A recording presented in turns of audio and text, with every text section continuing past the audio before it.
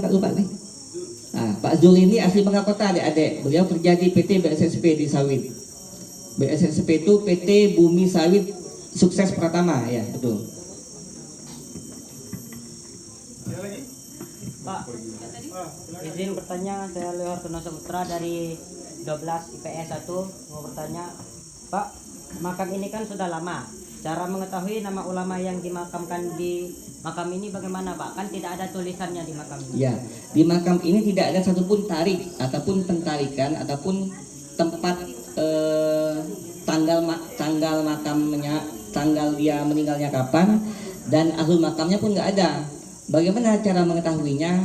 Dengan riset. Pertama kita riset naskah kuno yang disebut tadi filologi tadi. Nah, di naskah filologi itu disebutkan makam ini ada 9. Dari kiri Syekh Khatib, Syekh Saleh, Syekh Yusuf. Ini nggak teridentifikasi. Ini makam Syekh Jari, ini makam istrinya. Itu yang data pertama, data primer namanya ya. Kemudian kita kembangkan bagaimana untuk melihat dari mana sih asal mereka ini. Karena ini makam Demak, tipe Demak Tralaya, tipe Banten. Kita bawa ke Banten, bawa ke Cirebon, ke sana, ke Kesultanan. Kita cek, cari datanya, ada nggak di Kesultanan itu menyimpan data mereka. Ternyata ada lengkap dindingnya, nasabnya sampai ke atas gitu. Nah kemudian kita uji makam lagi, usia berapa makam ini, bener-bener nggak data yang ada di Kesultanan itu dengan data di lapangan. Ternyata memang betul. Jadi untuk melihat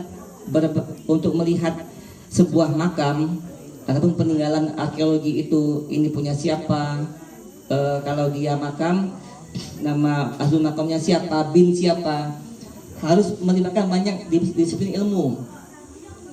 Ini kan ilmu arkeologi, dia mempelajari ilmu arkeologi, tapi ilmu arkeologi tidak bisa berdiri sendiri, harus dibantu ilmu antropologi yang pertama. Yang kedua ilmu sosiologi, mempelajari bagaimana dia migrasi ke sini. Kemudian ilmu hidrologi, ilmu sungai, mempelajari lewat sungai nggak mereka ini. Kalau lewat sungai, sungai apa yang terdekat? Kok sungainya jadi dangkal sekarang? Kalau ilmu hidrologi mempelajari bagaimana proses pendangkalan sungai itu dilalui. Kemudian ilmu arkeologi tadi, kemudian ilmu inskripsi epigrafi, yaitu mempelajari tulisan-tulisan kuno. Nah, jadi banyak ilmu yang dipelajari harus kita kuasai untuk mengungkapkan sebuah data.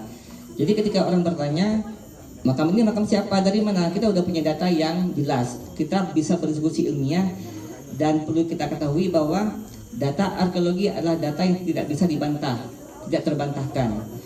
Jadi kenapa saya berani menyebutkan makam si A, si B, si C, karena memang ada naskahnya.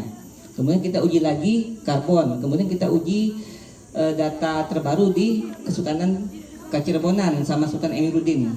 Nah, jadi itu yang perlu kita ketahui bersama, bahwa seluruh makam ini punya basic data yang jelas, punya hasil radiokarbon yang jelas di badan atom dan nuklir itu. Nah itu.